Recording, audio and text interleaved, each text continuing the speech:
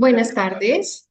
Siendo las 3:09, entendemos que ya todos los asistentes han ingresado al Zoom, por lo cual les damos la bienvenida a este webinar, Experiencias del Distrito de Medellín en la aplicación de transferencia de derechos de edificabilidad para la gestión del suelo ambiental y la protección de bienes patrimoniales, organizado por la firma Montaña y Consultores y liderado por la doctora Magda Montaña, directora general. En este espacio contamos con la participación de representantes de la Municipalidad de Guatemala y del Distrito de Medellín, Colombia, quienes nos compartirán experiencias y aprendizaje en la implementación de este importante instrumento de gestión urbana. La doctora Magda Montaña es abogada de la Universidad Libre de Colombia con estudios de posgrado en Derecho Administrativo de la Universidad del Rosario, en Gestión Pública e Instituciones Administrativas de la Universidad de los Andes, con maestría en Hacienda Pública y Administración Tributaria Internacional del Instituto de Estudios Fiscales de España y maestría en Ordenamiento Territorial y Gestión Ambiental de la Universidad de Barcelona. Ha sido profesora de la especialización en Derecho Tributario de la Universidad del Rosario y de la especialización en Tributación de la Universidad de los Andes.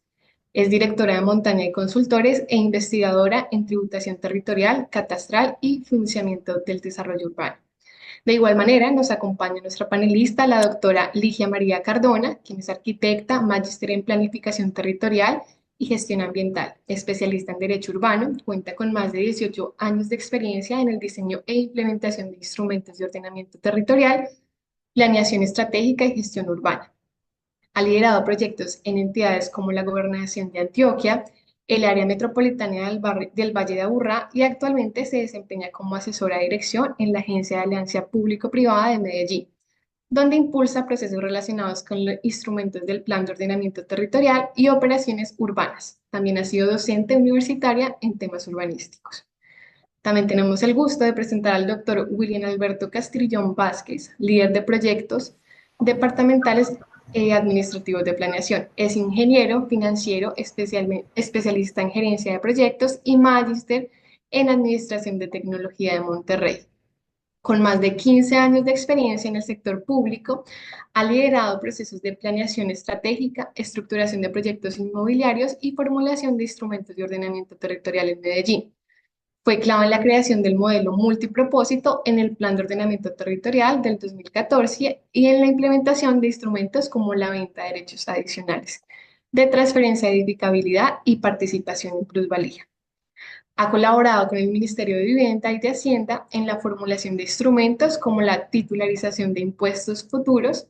Actualmente lidera la implementación de herramientas como cargas sociales y derechos fiduciarios y áreas de revitalización económica en el proyecto Metro de la 80.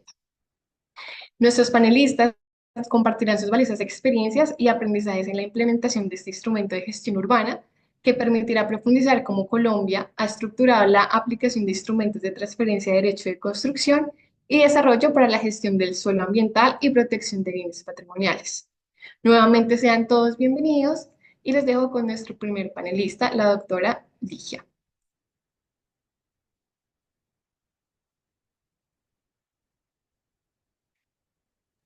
¿Cómo están? Buenas tardes para todos.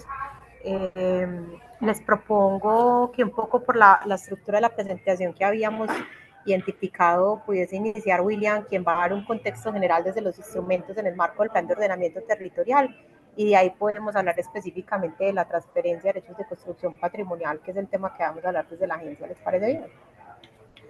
Perfecto, doctora, gracias. Gracias.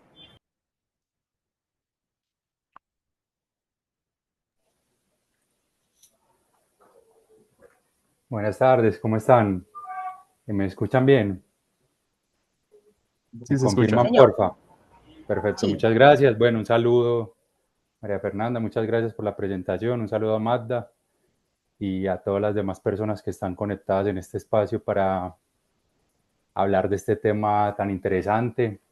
Eh, Me gustaría compartir una presentación inicial como para dejar sobre la mesa de este escenario algunos elementos claves que ha tenido en cuenta Medellín, tanto en la formulación de este instrumento, en el último plan de ordenamiento que adoptó en el año 2014, como en la implementación también misma, y plantear algunas lecciones aprendidas y unas oportunidades de mejora, sobre todo porque siempre empezamos con que hay cosas pues muy importantes que hemos hecho en las diferentes ciudades en las que nos encontramos, pero más importante que eso yo creo es qué lección aprendida tiene Medellín, tiene planeación y tiene sobre todo la agencia, que ha sido un aliado estratégico en la implementación de este instrumento y en darle pues como operatividad a que se puedan realizar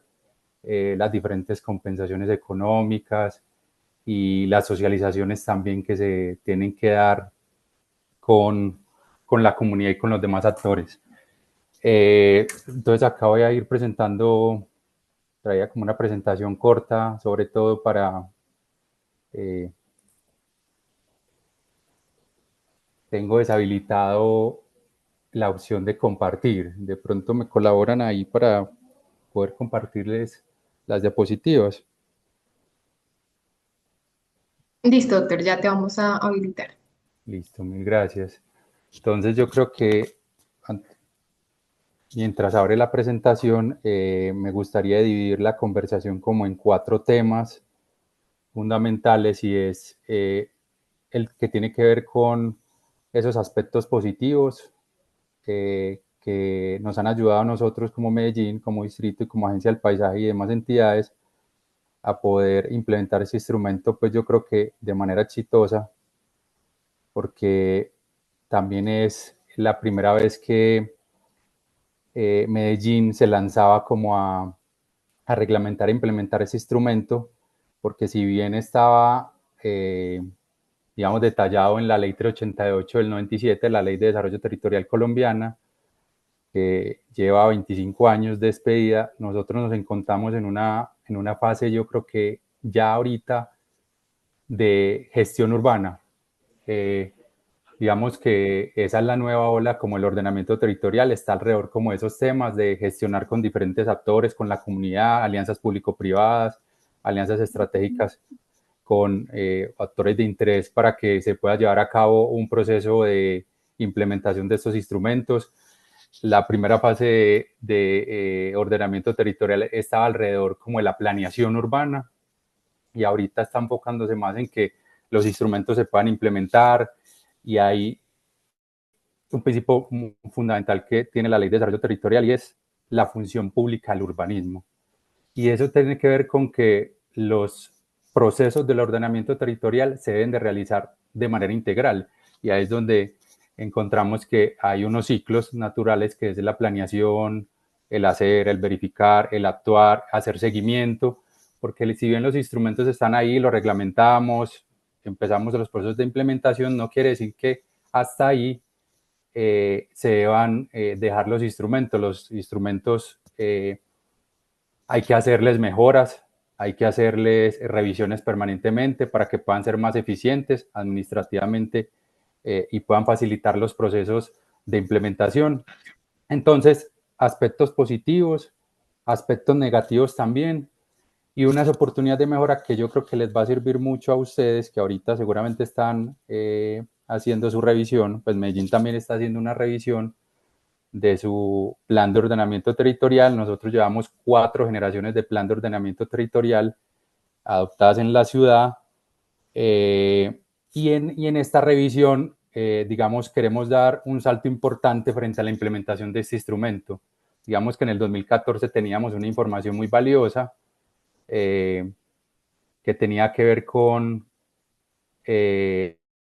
digamos, esos asuntos inherentes a que hay unos lotes potenciales de desarrollo que se deben de identificar en un proceso de formulación de plan de ordenamiento y que sirven de base para precisamente cuantificar los derechos, la oferta y la demanda que se puede dar de un instrumento como la transferencia de derechos de construcción y desarrollo, determinar el ámbito de aplicación de los instrumentos, entre otras cosas. Entonces, a partir de lo que nos planteaba la coordinadora, pues como el panel MADDA, que debíamos como abordar, ella nos planteaba que tratáramos de esbozar en la presentación cuál era la política del plan de ordenamiento de Medellín frente a los mecanismos de financiación y el uso de esta figura, que es porque es uno más, un instrumento que se suma a muchos otros que existen en la ley desde hace mucho tiempo, pero que ya los municipios vienen avanzando en Colombia en poder implementar estos instrumentos, porque hay un asunto clave y es que en la medida en que estos instrumentos se puedan implementar, vamos a poder obtener muchos más recursos del ordenamiento territorial y por supuesto le vamos a generar menos presión a los ingresos corrientes de libre destinación que están en nuestros presupuestos.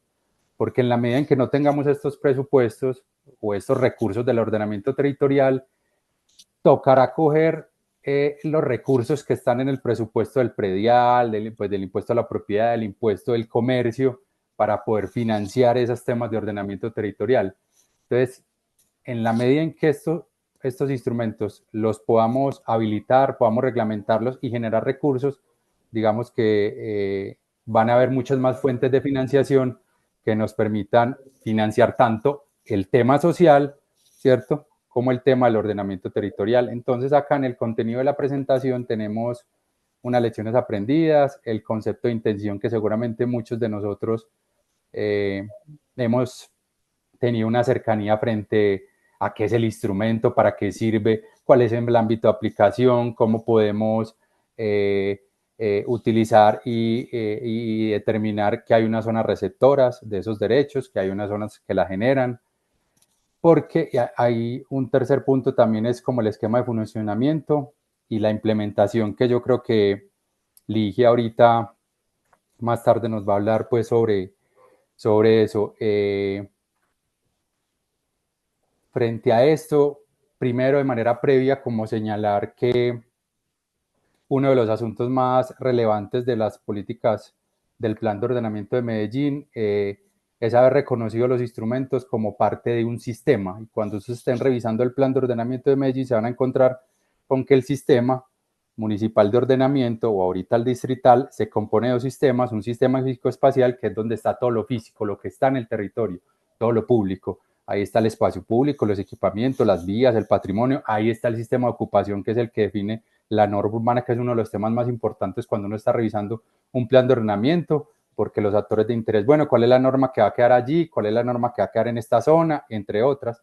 Pero también hay otro sistema muy importante, que es el sistema institucional y de gestión, porque si yo voy a determinar que necesito unas apuestas en lo físico para el espacio público y los equipamientos, entre otras, pues necesito un sistema institucional, unos actores, una dependencia, unos instrumentos, que de ahí viene eso de la Ley Orgánica Territorial Colombiana, que establece ese sistema de planeación compuesto por instrumentos, actores y responsables.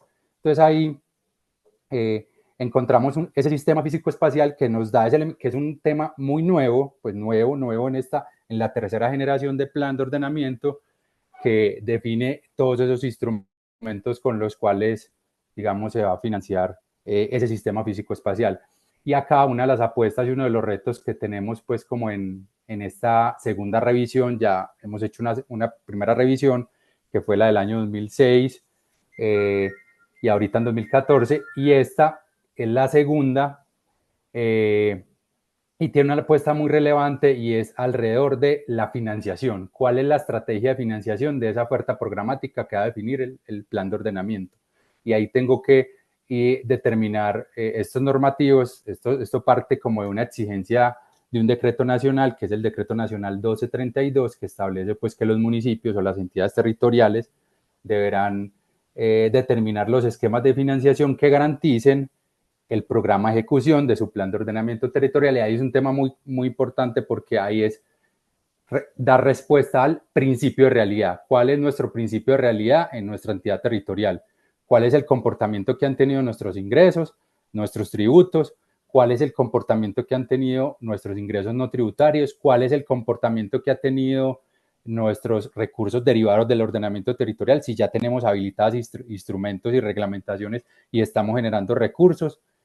Y sobre todo, cuáles son las fuentes alternativas de gestión adicionales a esas, porque hay muchas fuentes alternativas que nos permiten también garantizar el cierre financiero, o por lo menos determinar la estrategia de financiación de los programas y proyectos. No llegaremos a un alcance a decir que estos proyectos tendrán viabilidad financiera, porque eso corresponde a otra fase del proceso o fase de los proyectos, pero sí el plan de ordenamiento tiene que llegar como a la idea de cuál es la estrategia, cuáles instrumentos. Ahí va a estar la transferencia de derechos, ahí va a estar la venta de derechos, ahí van a darse incentivos tributarios, van a haber aportes voluntarios, va a haber aprovechamiento económico del espacio público, vamos a financiar este proyecto que es un tren de cercanías con ingresos corrientes derivados del predial, entre otros. Entonces, esta es una apuesta muy relevante este tema, que estamos pues como súper preparados porque nosotros en reglamentación, digamos que hemos avanzado en los últimos 10 años en detallar unas reglamentaciones específicas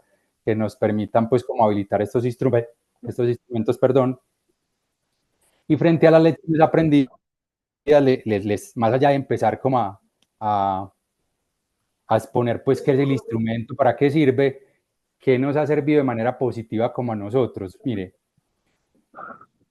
haber construido un modelo multipropósito para, como evidencia para la toma de decisiones. Ustedes seguramente lo van a poder revisar. Yo les voy a compartir pues como memorias de este ejercicio y esta conversación, los documentos técnicos de soporte y la plataforma tecnológica que tiene dispuesta Medellín para hacerle no solamente, digamos, seguimiento a cómo está el ordenamiento territorial, sino que sirve también para formular instrumentos como la transferencia de derechos y la venta de derechos. Y en esto, pues Lija, que está ahorita desde la agencia, conoce muy bien pues cómo este ejercicio, como lo hicimos entre 2012 y 2014, que es muy positivo porque nos permite, primero, identificar los suelos potenciales de desarrollo. Los suelos potenciales de desarrollo que son los que nos van a permitir determinar esa demanda potencial de metros cuadrados de derechos de construcción, básicos o adicionales, o edificabilidad básica, también como la llaman en Guatemala, o edificabilidad adicional.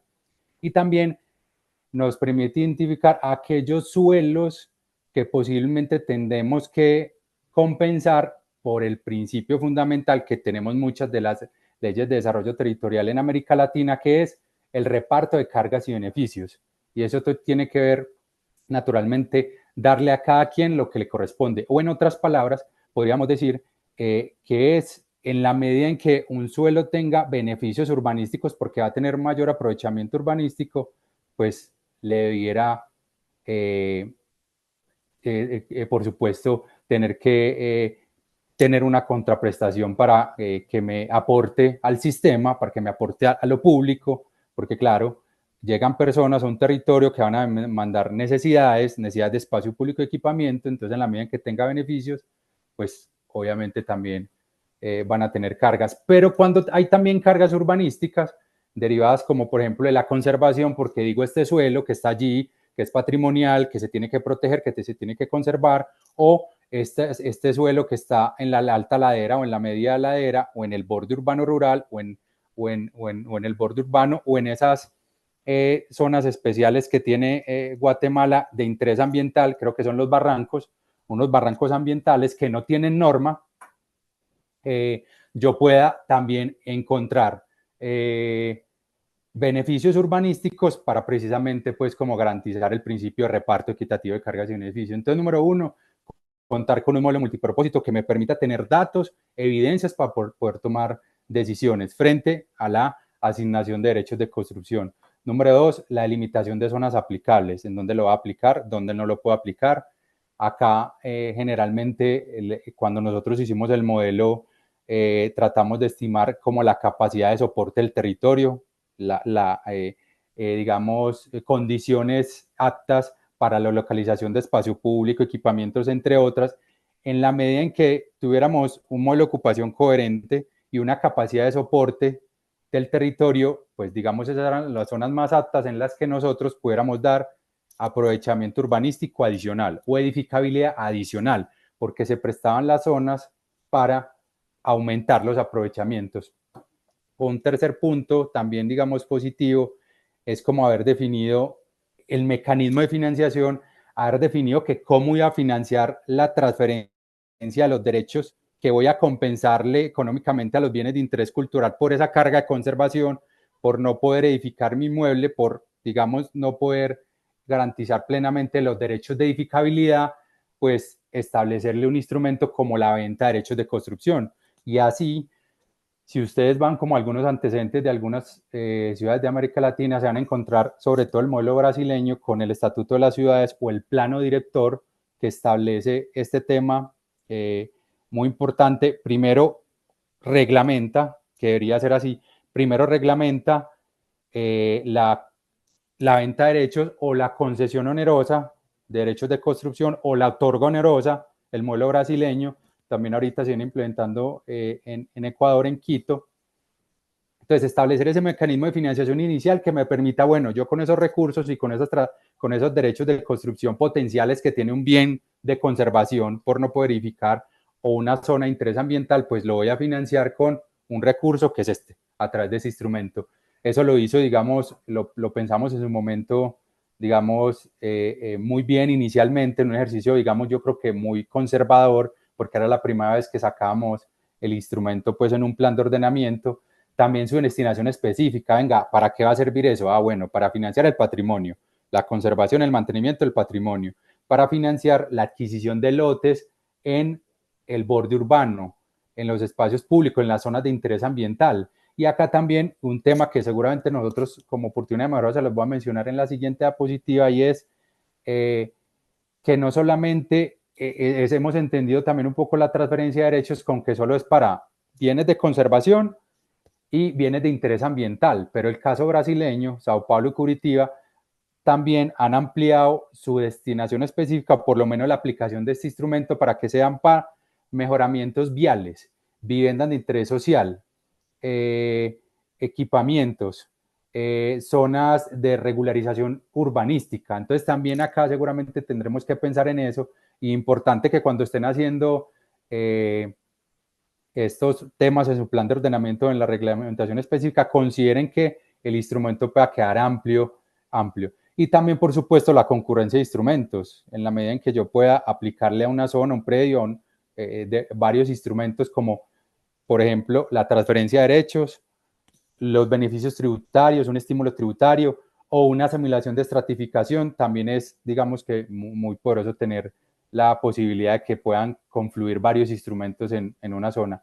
Y cuarto punto positivo, esto lo destaco mucho porque yo creo que sin haber creado la Agencia del Paisaje como instancia encargada de la operativización, pues como este instrumento, no hubiera sido, digamos, eh, tan bien, sí, o no se hubiera podido implementar pues como este instrumento. Esto se hizo pensando, claro, en que el POT tenía un alcance mucho mayor y que era necesario pues como crear unas instancias como la Agencia del Paisaje que nos ayudara a la cualificación, a la sostenibilidad y a la conservación del patrimonio, pero también de otras instancias que tienen que ayudar como a que ese plan de ordenamiento, esas apuestas del ordenamiento se puedan concretar.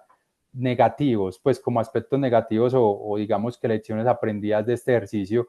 Hasta ahora nosotros llevamos desde el año 2019, empezamos a pensar desde el 2015 en cómo íbamos a reglamentar esto. 2015, 2016 hasta 2019 estuvimos haciendo la formulación del instrumento o construyendo el documento técnico de soporte, y solo hasta 2019 logramos hacer la reglamentación, y hasta ahora pues ya digamos que está en implementación, y hemos identificado pues como algunos asuntos de mejora en el procedimiento, esencialmente pues como para facilitar que se realice, que pues, se puedan realizar más compensaciones. Entonces, como lección aprendida, o bueno, un punto como negativo del proceso es como detallar los procedimientos de aplicación que pudieron haberse precisado en la reglamentación específica. El plan de ordenamiento fue muy específico como en detallar muchos puntos, por ejemplo, como el porcentaje de compensación que íbamos a destinar a estos bienes patrimoniales. Digamos que lo dejó un porcentaje fijo, 80-20 o mínimo el 20. Ahí yo creo que es fundamental que la reglamentación misma o específica del instrumento pueda precisar eso a partir de las valoraciones que se puedan realizar a los bienes de interés cultural, y a partir de la construcción de un plan de priorización que se pueda dar pues en un tema como el patrimonio.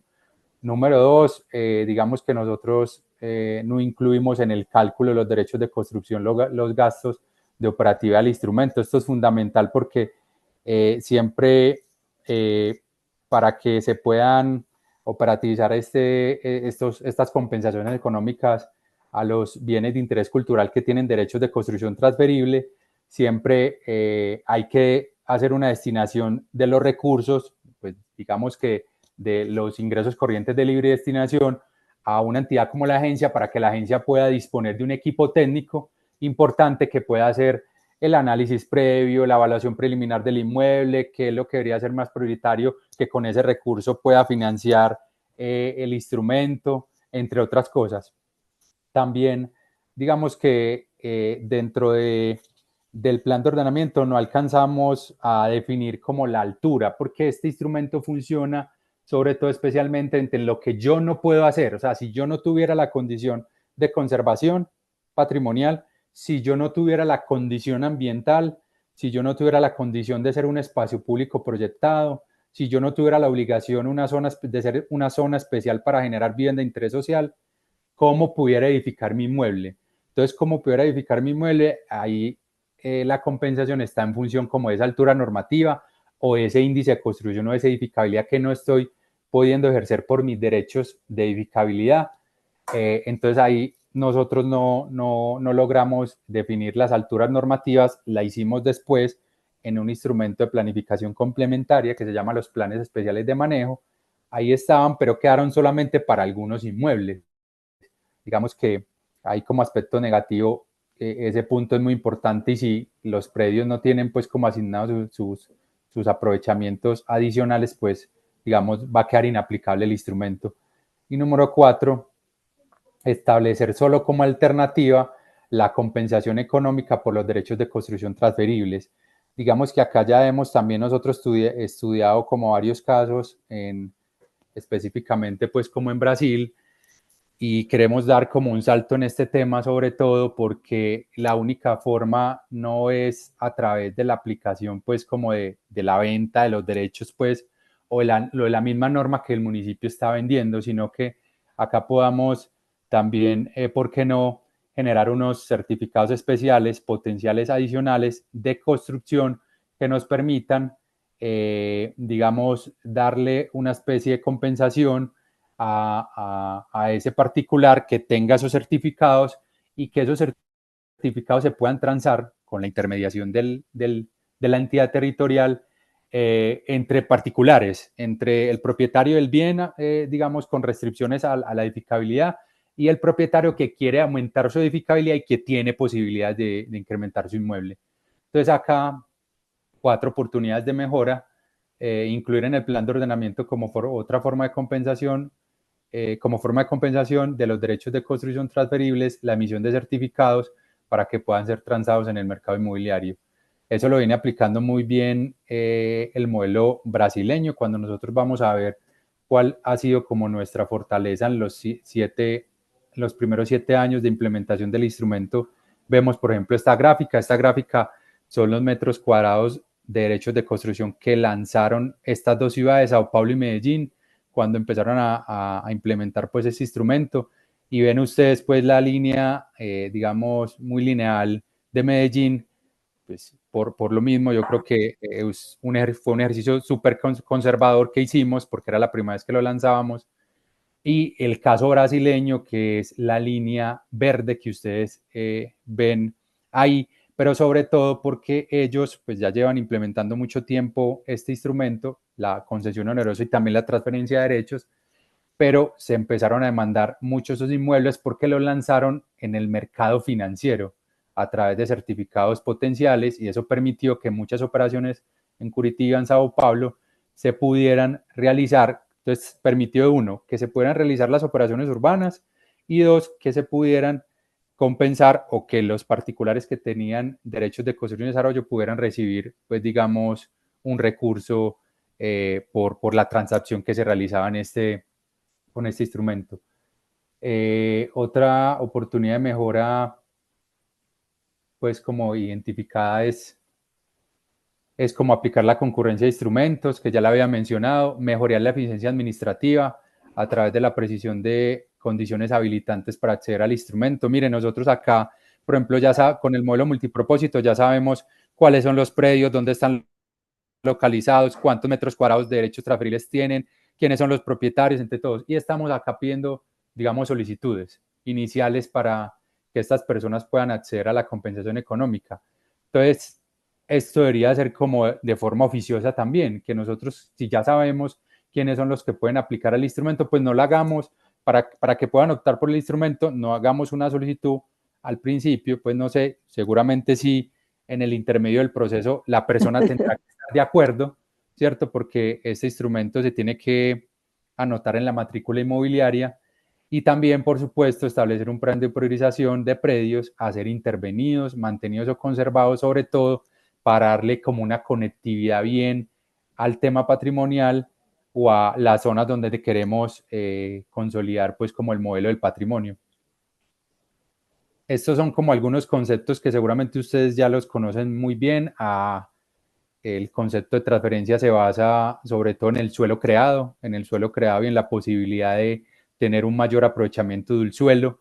Y como parte de ese mayor aprovechamiento, pues exijo como entidad territorial, como le estoy otorgando beneficios urbanísticos, obviamente tiene que haber una contraprestación pues económica o en especie que el interesado en utilizar estos derechos pues tiene que asumir. Y está el concepto de transferencia, que es precisamente pues darle la posibilidad a que unos inmuebles que tienen unas condiciones especiales, que tienen unas restricciones al uso de su edificabilidad, permitirles la posibilidad de que puedan trasladar el potencial de construcción de ese predio a una zona que sí puede ampliar su edificabilidad y como contraprestación, pues como a cambio de esa transferencia que hace este predio, puede recibir a cambio una compensación económica o una compensación también a través de la emisión de unos certificados, ¿cierto? Que pueden ser transados en el mercado financiero o en el mercado secundario cuando ya se haya dado pues como ese proceso. Digamos que el caso Medellín tiene por ahora solamente dos modalidades, la patrimonial y ambiental, pero ya está claro ahorita en la revisión, en el alcance, lo que vamos a hacer, y es precisamente ampliar la posibilidad de que otros inmuebles que tienen condiciones, por ejemplo, de espacio público proyectado, que tienen restricciones, digamos, para el uso de su edificabilidad, puedan también optar por la aplicación de este instrumento.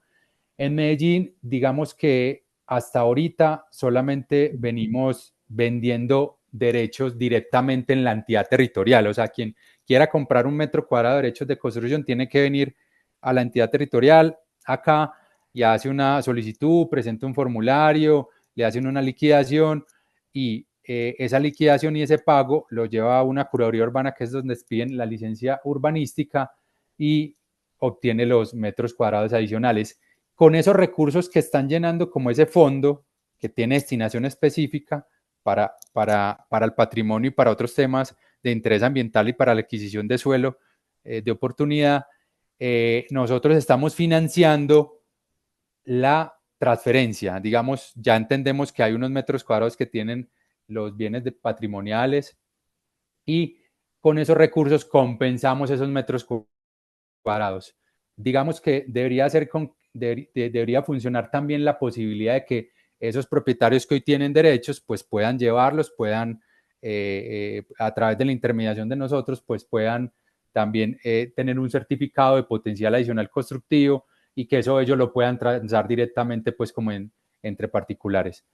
Digamos que este es como un poco el esquema de funcionamiento. No me voy a detener acá porque yo creo que ya llevo más de los 30 minutos.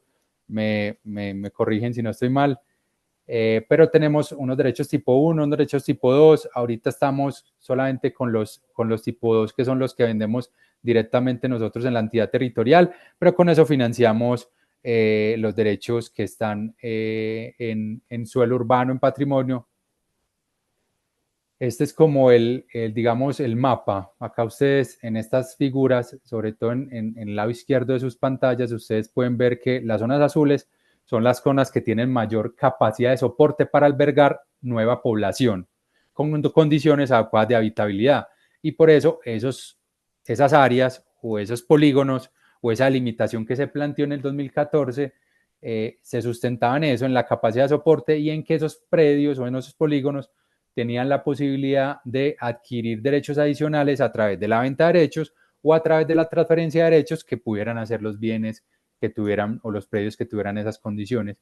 Y en el lado, al lado es el mapa de Medellín, y al lado de la gráfica o el mapa que está marcado con azul, hay una delimitación en verde y una delimitación en rojito.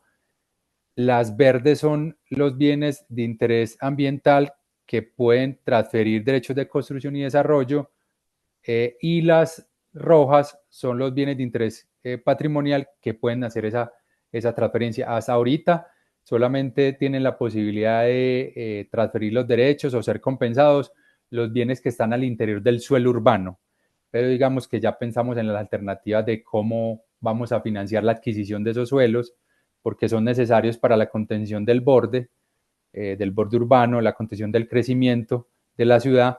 Y acá en el lado derecho, ustedes ven cómo ha sido como la demanda en los punticos rojos, cómo ha sido la demanda de esos derechos por parte de los urbanizadores, que se han venido demandando, digamos, esos predios, para generar como un dato estadístico.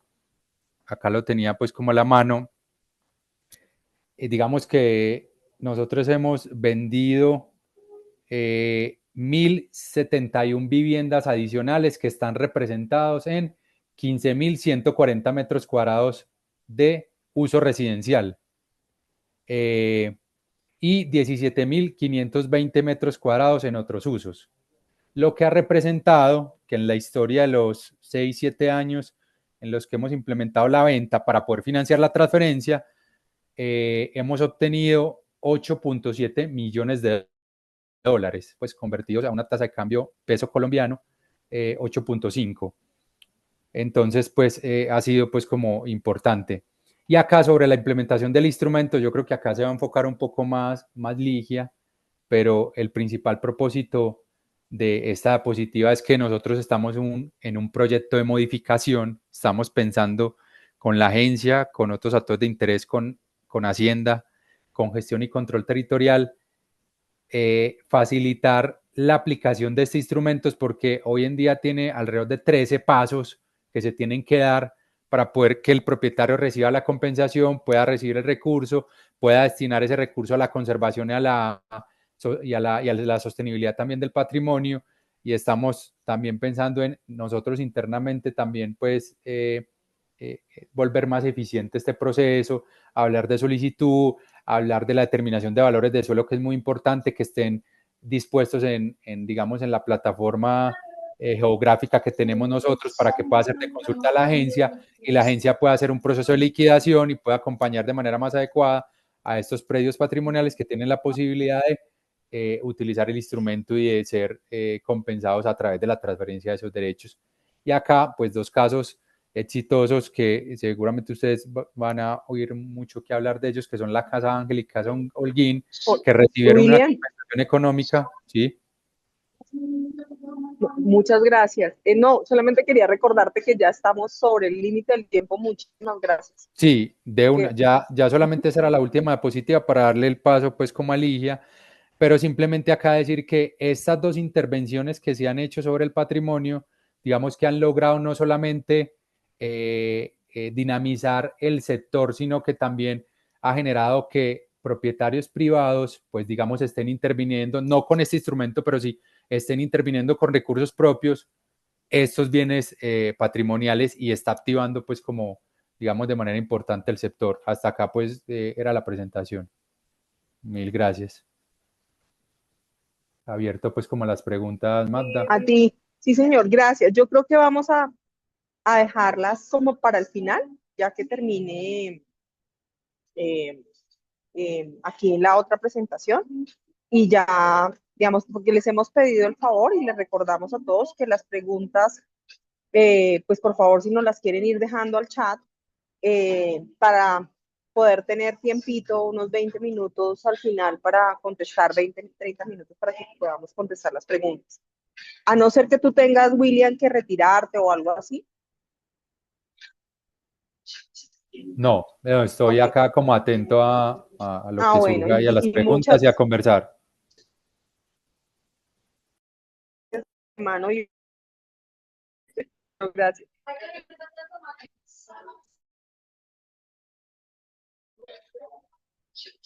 Yo creo que ya podemos poner la presentación, ¿o el link ya tiene Listo. autorizado?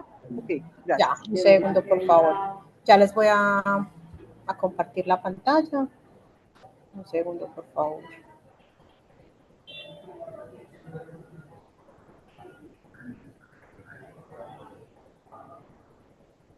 Dos segunditos. Me ayudas acá, porfa, que no me está dejando. Qué pena, doctor William. ¿Será que puedes, por favor, dejar de compartir la pantalla? Listo. Ya. Un segundo, por favor, si de pronto es eso que no me está dejando compartir.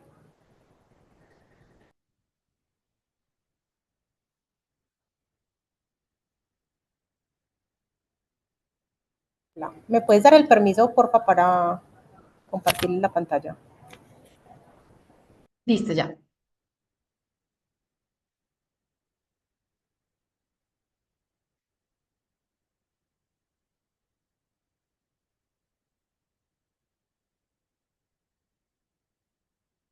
Listo, doctora, ya tienes el permiso. ¿Me confirmas? Si ya te deja, por favor. Un segundo que no me está dejando, pero creo que soy yo la que estoy teniendo problemas para compartir. Entonces voy a pedir acá el favor que la compartan desde otro computador mientras les voy contando para no retrasar más el webinar. Vale, doctora. O si me la puedes enviar y yo la proyecto. Como desees.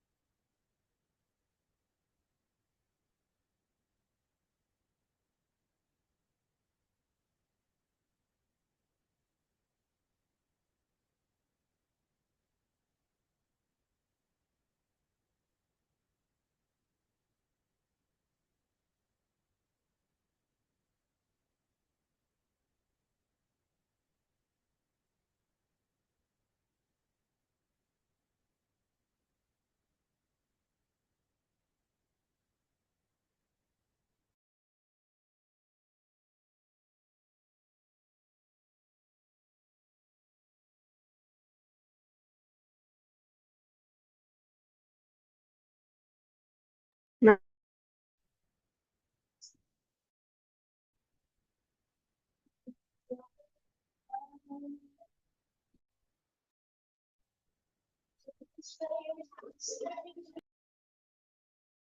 O, o esto es en Colombia se llama ley de Murphy. Suele pasar, mil disculpas, pero incluso acá la estoy pasando por una memoria que puede ser más porque está un poquito pesada. Pero por tanto, voy a tratar de hacer un encuadre desde lo que lo primero es que para nosotros siempre es muy importante hacer mención del por qué existe esta entidad, por qué existe la agencia APP.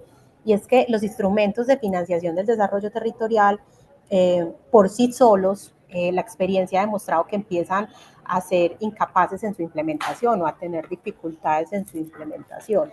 Y nosotros, por supuesto, no somos la excepción. Medellín hizo un ejercicio maravilloso en el 2014 de decir, bueno, ¿cómo implementamos esos instrumentos? Pero solo la implementación ha significado unos retos en tiempo muy significativos. Ahora lo decía William. El POT se adoptó en 2014, inició su vigencia en el año 2015 y nos demoramos 4 años reglamentando la transferencia de derechos de construcción y somos la ciudad líder en Colombia en implementar la transferencia de derechos de construcción y aún así nos demoramos luego 5 años en empezar a tener compensaciones por transferencia de derechos de construcción. Esto lo que quiere decir es que los instrumentos de financiación son muy valiosos, pero tienen unas curvas de maduración en la implementación y requieren unos procesos de fortalecimiento institucional muy importantes para poder funcionar. De allí que la agencia AFP naciera inicialmente como una entidad para las alianzas público-privadas, pero luego en el 2015, derivado de ese proceso de modificación, de revisión y ajuste del POT en 2014, se dice, bueno, necesitamos una entidad para gestionar el patrimonio, para gestionar los instrumentos de la cualificación del sistema público y colectivo, que para nosotros el sistema público y colectivo es el público, los parques, las vías, pero también son los equipamientos, pero también es el patrimonio, que no necesariamente son bienes privados. Entonces, de ahí nace un proceso de fortalecimiento institucional del que empiezan a derivarse unos procesos de reglamentación, implementación, definir el procedimiento, las formas jurídicas, incluso de implementación misma del instrumento, que ni siquiera un proceso de reglamentación de un plan de ordenamiento territorial alcanza a dimensionar.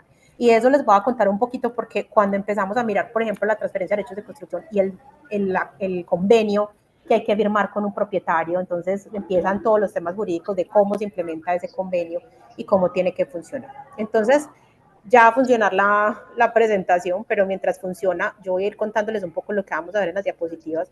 Lo primero es que esta entidad, la Agencia para la Gestión del Paisaje, el Patrimonio y las Alianzas Público-Privadas, tiene un propósito, creo que Cami ya te está compartiendo. Listo, gracias Cami. Nosotros tenemos una misión y una visión que incluso nuestra misión está definida pues por decreto, pero también la hemos llevado hacia una visión y es, nuestra misión es la cualificación, voy a ir pasando acá, gracias, del sistema público y colectivo de la ciudad, ¿cierto? Pero además nosotros, creo que acá la pueden ver en este momento, se demora un momento, y ahí nosotros buscamos generar un valor para la ciudad, ¿cierto? Pero también en la inversión, pero tenemos una visión también que tiene que ver con generar una confianza y una eficiencia en proyectos estratégicos de la ciudad. Entonces, me voy a volver acá a contarles un poco qué hacemos y me voy a permitir demorarme acá 2 minutos. Y es que ese sistema público y colectivo para la agencia ha estado enfocado en 4 líneas. Estamos en todo el centro de Medellín, entonces acá hace un poco de bulla los buses. Esas 4 líneas que nosotros tenemos son espacio público, bienes inmuebles, paisaje urbano y patrimonio. ¿Y por qué me vengo a estas 4 líneas? Porque van a ver que cuando les contemos la estrategia de Prado, por supuesto la transferencia de derechos de construcción para nosotros se convirtió en un instrumento muy potente, no solo para compensar una restricción en altura, sino para detonar la transformación del barrio Prado. Y con ese instrumento es que hemos empezado a lograr que bienes patrimoniales de Prado empiecen a tener unos usos distintos, en que empiece a aparecer un hotel boutique, en que empiece a aparecer un café, un salón, y ahí encontramos un mecanismo de unir capacidades públicas y privadas para la conservación de los inmuebles patrimoniales. Y para nosotros eso empieza a ser mucho más potente, porque por supuesto la compensación es importante y esa es una labor que el plan de ordenamiento territorial definió, pero lo más importante es la conservación, porque ¿qué sentido tiene compensar si los inmuebles se caen? Se le puede dar el dinero a un propietario, yo te compenso por una restricción en altura, listo, yo ya tuve mi compensación y me voy, pero el inmueble se cae. Entonces, ¿qué sentido empieza a tener? Y entonces acá me voy a pasar para hablarles un poquito del barrio Prado. La compensación ya vamos a ver cómo el POT de Medellín la priorizó, y la priorizó primero para básicamente el barrio Prado de Medellín. En Medellín es el único barrio patrimonial que tiene la ciudad y es muy, muy característico porque este barrio tiene 275 bienes patrimoniales, que son, si no me falla la memoria, casi el 82% de los bienes de interés cultural que tiene la ciudad. Entonces a este barrio le pasaron una serie de dinámicas, unas construcciones de unas infraestructuras, unas condiciones normativas súper restrictivas de lo que no se podía hacer, y eso ha ido deteriorando el desarrollo, fue deteriorando por muchos años el desarrollo del barrio, y llegan unos momentos en los que el POT se implementa, empiezan a operar unos instrumentos y empieza a abrirse también una ventana de oportunidad, y esto pues dicho muy coloquialmente también de esperanza para los propietarios de los inmuebles, porque tenemos realidades en el barrio para personas que dicen, yo tengo 70 años, mi esposo tiene 70 años, este inmueble tiene 300 metros cuadrados, no tenemos con qué sostener este inmueble. Entonces el patrimonio es muy importante para todos, pero yo no tengo con qué, ¿cierto? Y un poco una visión o una posición histórica del Estado más distante, es decir, mi labor es darle normas, pues tu labor es conservar. Entonces acá empezamos a romper ese paradigma para decir, la labor, el patrimonio es de todos, es del interés de todos, así que la labor de conservar también es de todos. Entonces, esta es un poco la cronología y empezamos a trabajar bajo esta premisa, y es que para nosotros la conservación históricamente era igual al no se puede, y pasamos a trabajar la conservación desde la apropiación. Bajo ese principio, la agencia diseñó e implementó una operación urbana para el patrimonio. Medellín tiene la figura de los operadores urbanos, que son básicamente gestores públicos de proyectos y de alianzas para el desarrollo de proyectos de interés de ciudad. Y en este caso, no es solo la renovación urbana, el patrimonio en sí es un proyecto de interés de ciudad. ¿Y por qué les hablo de esta operación antes de hablarle de la transferencia particularmente? Porque resulta que esta operación trabaja en 4 líneas. Prados Patrimonio de Todos, que tiene que ver con la conservación y gestión de los inmuebles y con la cualificación, del espacio público y del paisaje. Hay otras líneas que tienen que ver con la participación, con la articulación interinstitucional, pero también con la financiación. Entonces, cuando hablamos Prados Patrimonio de Todos y hablamos de la conservación y la gestión inmobiliaria, estamos hablando de la gestión de nuevos proyectos inmobiliarios, pero también estamos hablando de las compensaciones que se realizan a través de la transferencia de derechos de construcción, porque ese es el principal instrumento que hoy tenemos para poder invertir recursos en un bien patrimonial que no sean exclusivamente del propietario. Claro, aparte de un modelo de negocio, ¿cierto? Y cuando hablamos de la cualificación del espacio público y del paisaje, empezamos a encontrar otros instrumentos que como agencia empezamos a implementar para el mantenimiento y la conservación de las fachadas. Entonces la gestión del patrimonio la hacemos desde las fachadas, que en este caso es lo colectivo, y desde la compensación para poder intervenir el interior de los inmuebles. Y entonces, para poder hacer eso, claro, se tuvo que hacer todo un ejercicio de modelación. Eso que decía ahora William del modelo de capacidad de soporte es súper importante, porque entonces había que modelar las normas. Qué se puede, qué no se puede hacer, cuánto puedes crecer, cuánto podrían ser las alturas, para poder saber también cuáles eran las reales posibilidades de desarrollo que tenían esos inmuebles patrimoniales o no patrimoniales que estaban dentro de esa área contextual. Si estamos hablando de una compensación, entonces hay que tener muy claro qué es lo que realmente se compensa, o sea, cuál es la real restricción que se le está imponiendo a un desarrollo para poder hacer una compensación. Y lo que empezamos a ver es que todo lo que ustedes ven en naranjadito, que son los bordes, son los bienes inmuebles de Prado que tienen posibilidades de desarrollo. Incluso ahora vamos a ver la altura, pero la mayoría de los bienes de los bordes son aproximadamente de 5 pisos, y hay algunos desarrollos puntuales de 7 y de 8 pisos. Y todo lo que ustedes ven en gris son o bienes patrimoniales o bienes que tienen una restricción en el crecimiento, básicamente por el área contextual. Y también empezamos a desarrollar proyectos como este, que es Salón Prado, que este es un bien patrimonial, es la segunda casa más grande de Prado, que además es un bien fiscal, o sea, es un bien del distrito de Medellín, que hay una alianza público-privada con un privado, valga la redundancia, para desarrollar hoy un mercado gastronómico acá. Y acá viene el primer punto que pasa con la transferencia de derechos de construcción.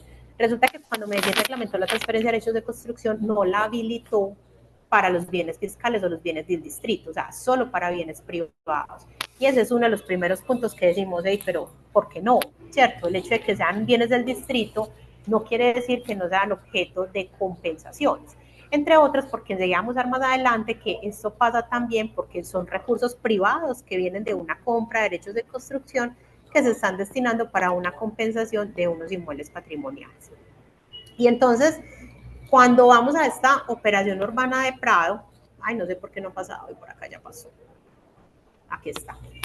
Empezamos a hablar de implementar instrumentos de financiación para potenciar la transformación de un barrio patrimonial. Y esto es muy importante porque es un propósito superior a la de implementar un instrumento. Los instrumentos son herramientas, no son propósitos.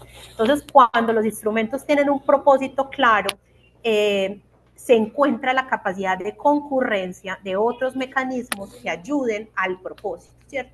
Si es solo la implementación del instrumento de la compensación per se, pues claro, yo compenso, y ese es un propósito desde una escala de planificación de la ciudad. Pero vuelvo un poco al punto que les tocaba hace un momento, pero no necesariamente se logra el objetivo último que tiene que ver con la conservación del patrimonio, que en este caso es el interés común que, digamos, está primando. Lo segundo tiene que ver con la implementación de alianzas público-privadas para la cualificación, por ejemplo, de las fachadas. En Medellín tenemos un decreto que es el 2109-2015 que permite, define cómo las entidades, en este caso la entidad territorial o el distrito, puede invertir recursos públicos en un bien privado afectado al uso público. ¿Esto qué quiere decir? La ley novena del 89 en Colombia estableció que se entendía por espacio público, ¿cierto? Y ahí nos incluyó los retiros y nos incluyó todas aquellas áreas que fueran definidas o afectadas como tal dentro del plan de ordenamiento territorial. El POT define que las fachadas son un bien privado afectado al uso público y eso hoy permite que la agencia junte recursos del distrito con recursos del propietario del inmueble para hacer intervenciones en fachadas. Y entonces ahí empezamos a encontrar proyectos como estos que ya hemos realizado en el barrio Prado, donde hacemos intervenciones de fachadas, 178 predios se han intervenido en Prado, 65 patrimoniales, hacemos iluminación arquitectónica. Entonces miren la imagen de la derecha del antes y el después, porque resulta que no es solo la casa adentro, es también cómo estamos percibiendo el patrimonio desde el paisaje, cómo lo percibimos cuando caminamos por esos lugares, cómo lo estamos viendo desde afuera y hace parte también de las intervenciones que se realizan. Entonces vamos a hablar específicamente de la transferencia. Entonces cuando hablamos de la transferencia, pues en este caso para nosotros es una compensación, ¿cierto? Y esta compensación es un instrumento de gestión que permite compensar a los dueños de un terreno o de un inmueble que han sido definidos dentro del plan de ordenamiento territorial con el tratamiento urbanístico de conservación, ¿cierto? Que puede ser arquitectónica o ambiental. Medellín dijo que esa compensación se iba a hacer para dos polígonos de tratamiento, que son los polígonos de conservación C1 y C3. C1 es el barrio Prado y C3 son las áreas de influencia de los bienes patrimoniales, ¿cierto? Y esto lo que busca es, digamos, compensar para garantizar esa distribución equitativa de las cargas y beneficios, pero también incentivar la conservación de los bienes de interés cultural. De allí que cuando se compensa un inmueble, no simplemente se le está entregando la plata a un propietario, como tome la plata de su compensación, sino, ¿y usted qué va a hacer con esa plata? Y te definen un porcentaje de libre destinación y un porcentaje que tiene que ir a invertirse en el inmueble para mejorar las condiciones de conservación de ese inmueble patrimonial. Entonces ahí es donde aparece el segundo propósito. Y el tercero tiene que ver con acompañar al propietario en la gestión de ese patrimonio. Nosotros no le decimos al propietario, bueno, aquí tiene el 80%, estas son las horas, vaya arregle su casa. No, nosotros, el propietario nos presenta un plan de trabajo, cómo lo va a hacer, cuáles son las horas, cuál es el costo total de las horas. Incluso en muchos casos el costo total de las obras supera el valor de la compensación. Pero aún así los propietarios, digamos, ponen de sus recursos y termina siendo también una alianza público-privada. Y la agencia con sus expertos en patrimonio todo el tiempo acompaña a ese propietario en cuál es el proceso, cuáles son las mejores condiciones de cualificación y también hace un seguimiento para hacer un desembolso a los recursos conforme avanza la obra. Lo otro es a quién beneficia, pues beneficia a los propietarios de los terrenos afectados por la declaratoria de conservación, excluye a los bienes del distrito, pero además el POT definió unas priorizaciones y vamos a empezar por el barrio Prado, que es pues, digo, C1, que es Prado. Luego dijo que los bienes que están en las zonas de influencia de los polígonos de C3, en zona de influencia de los polígonos de C3, más no los bienes de interés cultural del nivel nacional. Y tercero, los bienes patrimoniales que están en el resto de la ciudad. Pero además dijo, los demás, niveles 2 y 3, pueden acceder al beneficio siempre y cuando no exista lista de espera en el polígono C1. Pero por supuesto tenemos lista de espera en el polígono C1, que es Prado, ¿cierto? Y lo otro es que esta compensación solo se hace por una sola vez y el propietario adquiere unos compromisos de conservación del inmueble, que en caso en el que el propietario los incumpla, se ve obligado a devolver el dinero de la compensación. Este es el marco normativo de la compensación. Para nosotros en Colombia viene desde la ley 388 del 97. Existe una reglamentación nacional, pero la reglamentación nacional nos está hablando básicamente de la compensación que se hace a los predios objeto de estos tratamientos urbanísticos.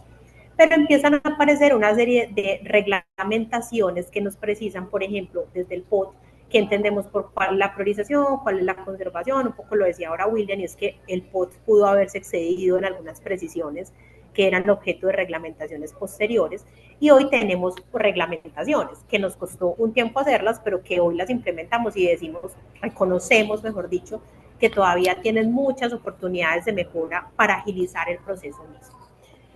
Yo voy a hacer un recuento muy corto de qué es el instrumento, pero primero quisiera contarles, por eso se los conté hace un momento desde el POT, y es que el POT entendía que el patrimonio cultural inmueble necesitaba de una entidad responsable, que en este caso es la agencia, que necesitaba instrumentos de gestión, que necesitaba articular los bienes de interés cultural con el espacio público.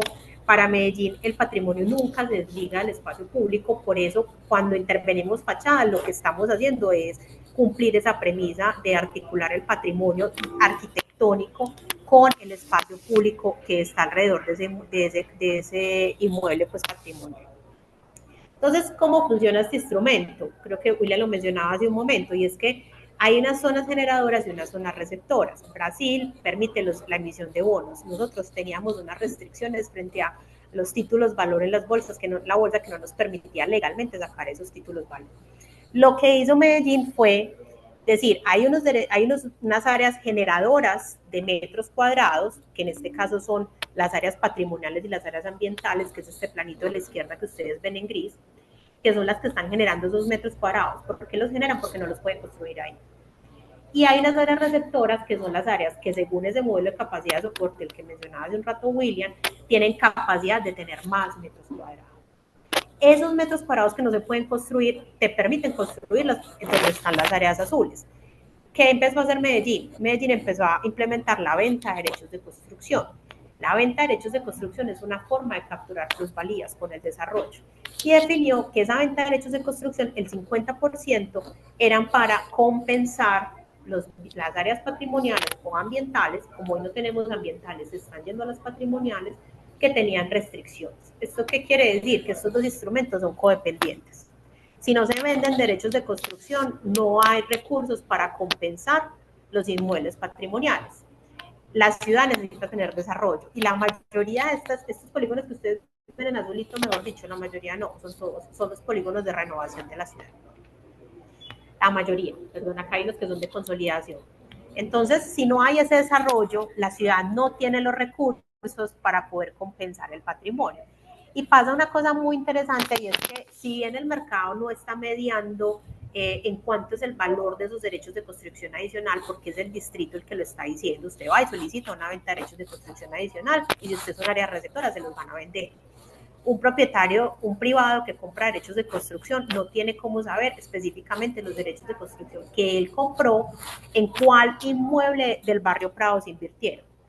Pero el propósito se está cumpliendo, es decir, se venden unos derechos de construcción de un área que no se puede desarrollar, y esa compensación en dinero finalmente está llegando a los propietarios de los inmuebles, que acceden al beneficio libremente. Hoy funcionan a ruego, eso es otro de los elementos que hemos conversado internamente, y es que hoy el propietario es el que viene y nos dice que quiere acceder a la compensación, pero también tendríamos la tarea de identificar cuáles son esos inmuebles que deberían, por su carácter y su valor para la ciudad, debería poderse acceder.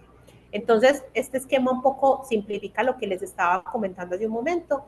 El 20% de los recursos es de libre destinación, el 80% de los recursos se debe invertir en la obra. Muy bien. ¿Quiénes y cómo pueden acceder? Pues entonces, hoy el barrio lo pueden acceder los propietarios. Como les decía hace un momento, está priorizado el barrio Prado, está en la planta del barrio Prado, y hoy hay 774 bienes en el barrio Prado que pueden acceder a la compensación por transferencia de derechos de construcción. Hay 3 niveles de conservación, uno que es integral, otro que es arquitectónico y contextual. Integral es el mayor nivel de conservación patrimonial para nosotros. Ahí tenemos 69 inmuebles. Luego 167, que es como el intermedio arquitectónico, y 538 inmuebles en contextual, que son inmuebles que no necesariamente están declarados, no, que no están declarados, pero que están en una zona de influencia de unos bienes de interés cultural y que por lo tanto presentan restricciones al desarrollo que pueden tener. Aquí empieza a aparecer una de las reflexiones que tenemos del instrumento y es, hay 538 inmuebles que están accediendo a una compensación por una restricción en crecimiento, en, digamos, en el desarrollo, en la norma urbanística que pueden aplicar, ¿cierto?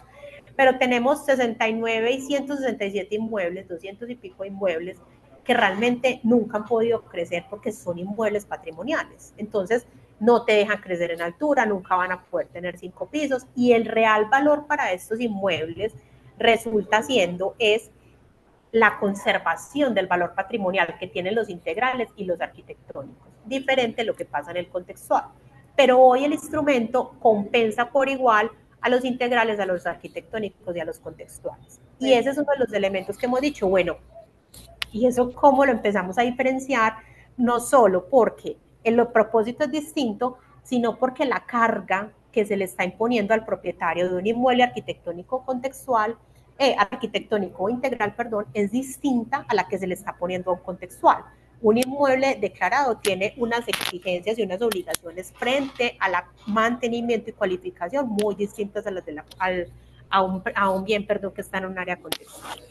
Este es el procedimiento a grandes rasgos, ¿cierto? Entonces se presenta un formato, se hace una visita técnica para evaluar las condiciones del inmueble, de acuerdo a las características del inmueble se le dan unos puntajes de priorización, se hace una nueva visita técnica, se firma un acuerdo, la agencia presenta ante el Consejo de Direccionamiento Estratégico los proyectos, cuánto es el valor de esas compensaciones y ese comité, de acuerdo a los recursos que se han capturado por venta de derechos de construcción, dice sí, tenemos esta plata o no nos da la plata. El decreto reglamentario de todas maneras establece que tiene que existir el recurso para poder hacer la compensación. Si en algún momento no se da la venta de derechos de construcción, no hay los recursos suficientes, pues no habría lugar a compensación. Luego viene entonces el 80% a la hora, el 20% de libre destinación, el propietario firma un contrato de obra con un contratista, pero además ya media un acuerdo con el propietario, entre la agencia PP y el propietario de llevar unas obras a cabo, se hacen las obras, se entrega la obra y se inscribe en el folio de matrícula la compensación que se ha realizado. Listo. Vamos a hablar acá de unos ejemplos, uno los mencionaba hace un momento William, que son Casa Ángel, Casa Holguín, y la primera pregunta que uno se hacía cuando veía estas cifras, bueno, acá están en pesos, perdón, pero el total de las compensaciones son $353 aproximadamente. Casa Holguín es una compensación de más o menos, les voy a decir, perdón, acá, por un valor de 4.300, $281.000, ¿cierto? Casa Ángel, frente a una compensación de Casa Holguín de 72.000, son muy dispares, ¿cierto? Y la primera pregunta que uno se hace es, bueno, y si son dos inmuebles patrimoniales, ¿por qué estás compensando uno por casi 3 veces lo que compensaste en otro, si los dos están en el mismo nivel? Y lo primero que empiezan a aparecer son cuáles son los criterios para realizar la compensación. Resulta que como el instrumento fue pensado es más en una compensación por una imposibilidad o restricción en el desarrollo urbanístico, la forma de calcular cuánto es la compensación va muy ligada al área del predio, a la ocupación en planta del predio y a la altura que no se puede construir, ¿cierto? Y a la restricción, digamos que si el promedio del polígono son 5 pisos, aunque realmente hoy el instrumento opera con un tope de 4 pisos, con un techo de 4 pisos, y este es un inmueble de 2, entonces son 2 pisos, que es la diferencia para llegar a 4 pisos.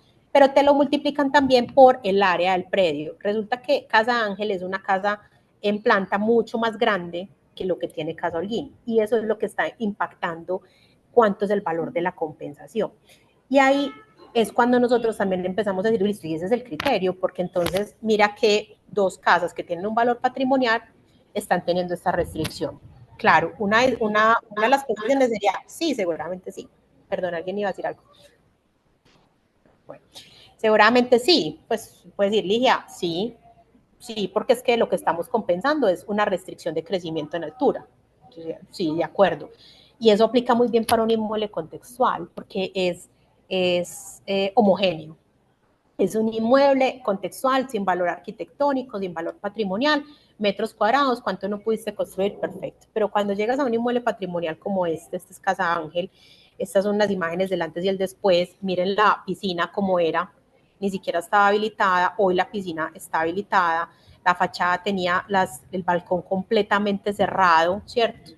Y miren cómo el balcón también se abrió, es un trabajo de escalera, de abertura de las fachadas. Cuando los inmuebles patrimoniales empiezan a tener este tipo de intervenciones, entonces es cuando uno empieza a entender que el criterio de solamente superficie y área empieza a quedarse corta frente al propósito, ¿cierto? Este es el plano de alturas del Plan Especial de Manejo y Protección Patrimonial de Prado. Con este plano de alturas es que se calcula cuál es digamos que la compensación según lo que no se puede construir en la restricción, lo que no se pudo construir en altura. La altura techo está establecida en 4 pisos, a pesar de que hay todos los bordes de Prado llegan hasta 5 pisos. No me pregunten por qué, porque yo en esa parte de la historia me la perdí, pero también es uno de los temas que hay que analizar. Ahora hay un punto acá y ahora un paréntesis. Yo recuerdo que en ese momento en el pod con William, que estaba en el modelo de capacidad de soporte, ya voy a terminar, hablábamos mucho de cuál es el techo o la real capacidad de recaudo que puede tener el distrito por venta de derechos de construcción para poderlo destinar a este propósito. Y ahí empieza a aparecerse un techo. Este listado que ustedes ven acá, los que ven en azulitos, son las que en este momento estamos compensando. Tenemos otras 10 casas que están en fase 2 o en fase 3, que son objeto de la compensación. Y aquí aparece algo importante, y es que el propietario tiene que tener recursos de entrada para poder hacer las obras y poder acceder a la compensación, porque los desembolsos son conforme al avance de la obra. Estas son las 10 casas que les estaba contando que tenemos para compensación en 2025. Esto tiene un valor estimado para 2025 de 11.000 millones de pesos colombianos, que si lo llevo a dólares son más o menos, ay, no, lo hice mal, perdón. 2 segundos, acá lo hago rápido. Bueno, se los va a quedar debiendo para no demorarme más. Esta es la casa del ballet folclórico, que tiene una compensación por $110.000, que es una de las que estamos iniciando ya. Y esta, que es otra, que es Casa Quemada, que es otra de las que también estamos realizando ya por un valor de $274.000. Con esta diapositiva voy a terminar porque quisiera como traer varias reflexiones. Finalmente lograr operar este instrumento es un gran logro, ¿cierto? Es pasar de la teoría de un plan, de la teoría de un instrumento a la vida real. Y la vida real tiene que ver con acuerdos. Y el momento más sensible de los acuerdos es cuando se toca el dinero. Cómo yo, este distrito, voy a entregar recursos a un privado, contra qué, cómo les hago seguimiento, cómo cuido esos recursos que se están entregando. Pero también empiezan a aparecer unos aprendizajes, ¿cierto? Lo primero es, para la agencia, este instrumento, digamos que el tiempo, la implementación nos ha evidenciado que su propósito va también hacia la conservación y no solo hacia la compensación. Por supuesto se compensa, pero también se conservan los inmuebles. Y ha significado la oportunidad para que el barrio Prado empiece a tener unas dinámicas distintas y una reactivación económica a pesar de unos momentos de oscuridad o críticos en el barrio Prado, que era invisible para el mercado inmobiliario.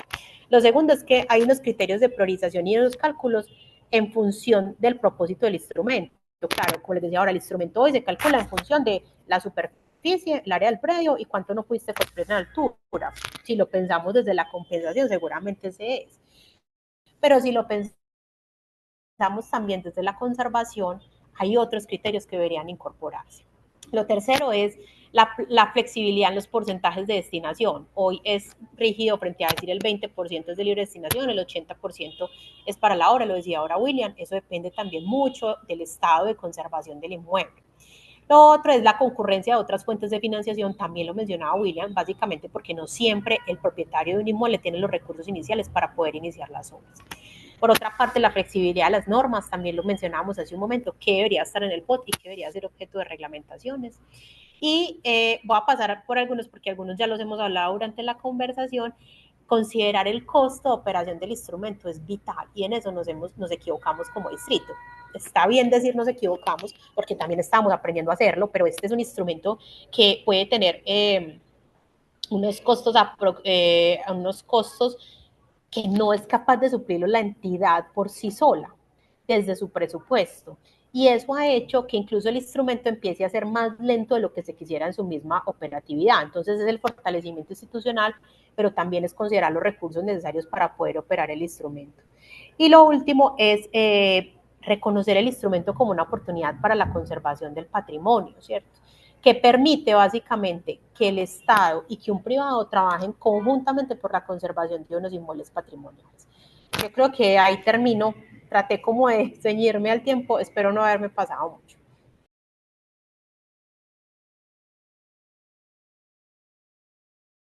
Bueno, Ligia, muchas gracias y muchas gracias a William. Yo quería antes, digamos, como de empezar a resolver las preguntas del público, que en realidad es nuestro gran inquieto doctor Luis Pedro, que es el jurídico de la ciudad de Guatemala. Eh, pues, digamos, un poco como tratar de un poquito, de repasar un poquito cómo fue que, porque para mostrar un poco el ejercicio de Medellín, si bien es cierto, aunque ustedes tienen autorizado hacer transferencia de derechos de construcción y desarrollo también para adquisición de suelo ambiental, no lo han usado, ¿verdad? Esa era una pregunta, Liz. ¿Y por qué? Mejor dicho, me gustaría un poco que lo contaran porque para la ciudad de Guatemala, digamos, un poco lo que ellos han venido preparándose es para usarlo como primera herramienta para adquisición de suelo de gestión ambiental.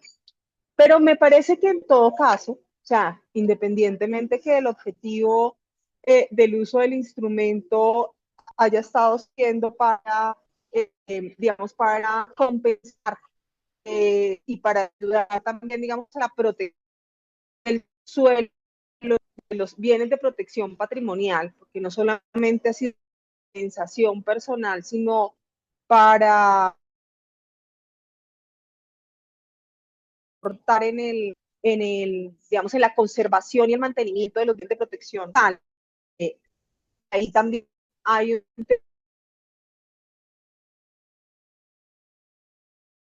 Qué tema pena, es que que se te está implementar, un poco cortando, pero no sé si soy yo. ¿aló? Se te está ¿Oye? cortando. Sí, Sí, se sí, está cortando. se No Sí. está se cortando, comprendió. pero más o menos entendí un poco como la idea de Magda con la pregunta.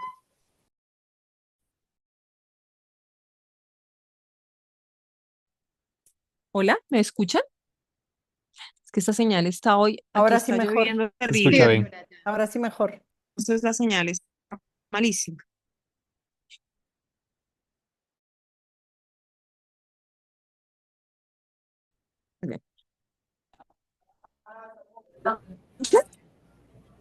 Más o menos. Ay, No ¿me sé si escuchan mejor? sí, mejor. Ok. Empezó la idea de pedir.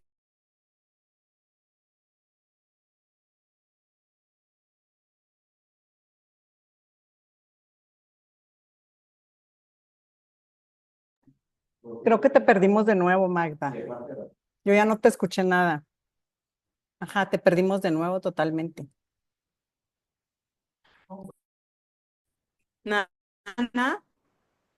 No, no sé si mientras tanto William de pronto pueda contar un poquito sobre el tema del ambiental y yo le puedo complementar también desde mi experiencia mientras Magda soluciona el tema de Sí, de una, claro, claro. Digamos que, pues como para responder un poco a algunas de las preguntas que nos están haciendo en el chat, Ligia, yo creo que, pues devolviéndome un poco en el tiempo y en cuando formulamos el instrumento de venta de derechos y de transferencia de derechos, yo creo que hay una oportunidad súper interesante que pueden tener en cuenta los compañeros de Guatemala, y es porque ellos tienen la noción de unos barrancos en el plan de ordenamiento territorial que son unas zonas especiales de espacio público en donde no se puede edificar esos inmuebles y no se le da la posibilidad de tener una renta del suelo mucho mayor. Entonces yo creo eso, y también tienen hoy, me corrigen, la construcción del metro también, que pasa por Ciudad de Guatemala. Entonces yo creo que se convierte eso, ese proyecto, y también la configuración de los barrancos como una oportunidad para que evalúen la capacidad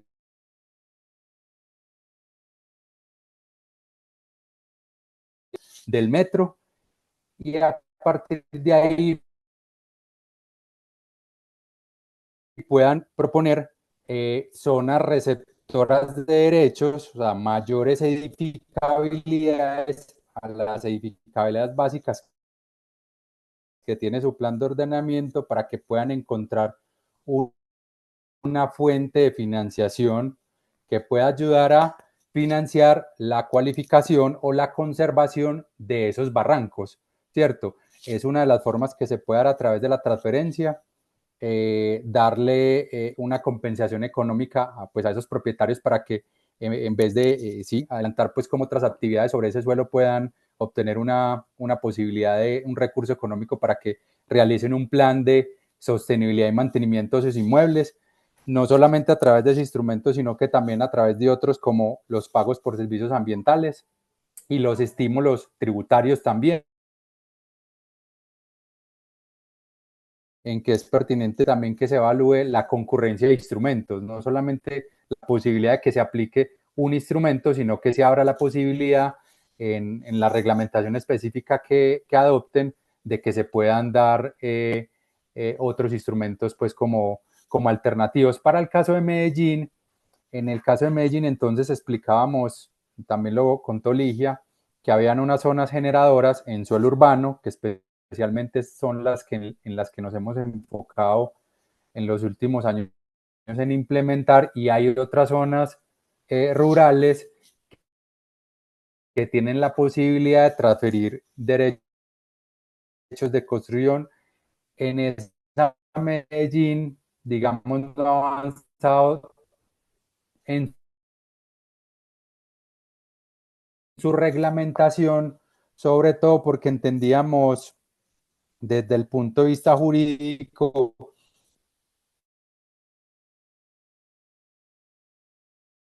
que había un impedimento en un decreto nacional que posibilitaba la transferencia de esos derechos desde suelo rural a suelo urbano. Pero ahorita Bogotá expidió un decreto muy interesante, que es el decreto 626 de 2023, que en vez de darle edificabilidad a esos suelos rurales, porque no se puede por impedimento nacional, les está dando unos certificados potenciales de desarrollo a esos predios como una forma de compensación económica, siempre y cuando esos propietarios, uno, o sean el inmueble, ¿cierto? O sean el inmueble, le doy un certificado, pero me cedes el inmueble, y ese certificado te va a servir a que en el mercado inmobiliario, urbanizadores que necesiten derechos de construcción puedan demandar eso. O sea, se cierra la venta de la entidad territorial, o sea, ya no vendemos más en nuestra entidad territorial derechos, sino que ponemos a disposición del mercado inmobiliario, en el mercado secundario, a que entre propietario del bien de interés ambiental o del bien de interés cultural, trance o negocie con el propietario, con el urbanizador, para que pueda obtener ese certificado, y con esos certificados obtiene un medio de pago. Así lo hizo Bogotá de manera pues como muy inteligente, posibilitando que se pudiera dar eso y hacerle pues como una reconfiguración a lo que establece pues como el decreto nacional. Entonces William, sería y te, posibilidad, sí. te complemento ahí una cosa, y es que un poco lo que le pasó a Medellín fue lo contrario a lo que tú estás planteando. Cuando Medellín en el 2014 identificó los instrumentos, veía que había una imposibilidad jurídica para que se diera esa transacción entre privados, ¿cierto? Más porque se pensaban los títulos valor de bolsa. Entonces, siendo el distrito el intermediario para el tema de los derechos de construcción ambiental, lo que se hizo fue intentar darle una edificabilidad al suelo rural.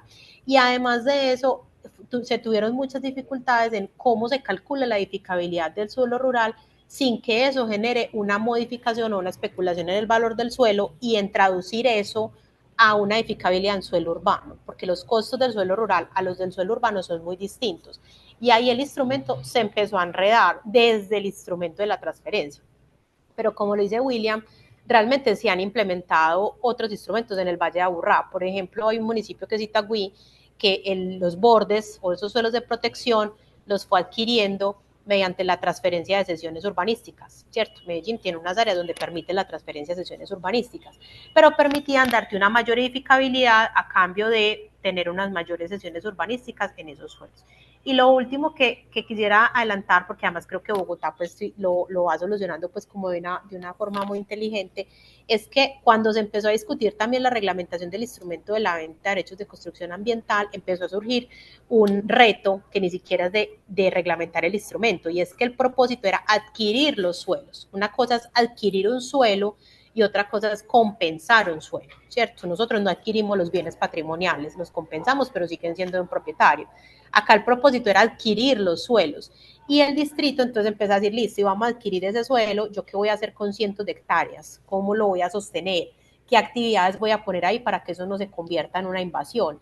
Y ese también empezó a ser un tema de discusión muy importante. Entonces, cuando ya no solo se habla de adquirir, sino de destinar esos suelos para el propósito, por eso es tan importante el propósito del instrumento, es que William empieza a hablar de otros instrumentos. Bueno, entonces hablamos de pago por servicios ambientales, entonces hablamos de adquisición de predios de recursos hídricos, hablamos de obligaciones urbanísticas y empezamos a hablar de otros, sin que eso quiera decir que no tenemos el reto todavía de reglamentar ese instrumento. Sí, yo creo que Ligia, estoy de acuerdo contigo y es también pensar sobre todo que ahorita nosotros estamos en la revisión de mediano plazo y también para aportar un poco a lo que nos están solicitando los compañeros de Guatemala y es abrir las posibilidades, ¿cierto? Abrir las alternativas también a estos instrumentos, a la implementación de los instrumentos, porque es bien conocido el modelo brasileño, el Estatuto de las Ciudades, con su plano director, cuando da las posibilidades o da las alternativas para el propietario. El propietario elige si va a hacer la cesión de su inmueble, si va a entregar su inmueble patrimonial o si va a entregar su inmueble ambiental para que el distrito, la entidad territorial, pues ya tenga la responsabilidad de conservarlo, de mantenerlo, y ahí tasa su transferencia o tasa pues la compensación económica que garantice también la adquisición del inmueble y obviamente pues como lo correspondiente a la conservación. Entonces yo creo que es clave ahí que nosotros podamos dar alternativas también, porque si un propietario que tiene la casa, por ejemplo, ahorita lo mencionabas, que tiene el bien de interés cultural caído, pues no lo ha mantenido nunca, para nosotros puede ser muy interesante que nosotros adquiramos ese suelo y nosotros garanticemos en el tiempo también la conservación de ese inmueble porque va a cumplir a muchos propósitos del modelo en ese sector. Y también en los suelos ambientales, igualmente, pues muy importante que si no es para la adquisición, sino que es para la conservación, abrir las posibilidades a través de una edificabilidad teórica, pues que es, digamos, un índice de edificabilidad que se puede dar teniendo en cuenta las consideraciones que tiene un suelo rural, un suelo con restricciones y que es un suelo precisamente que tiene una vocación pues como agrícola, poder pensar pues como estas alternativas. Bueno, gracias. Yo creo que ahora sí me pueden escuchar, ¿cierto? Porque yo los estoy escuchando bien.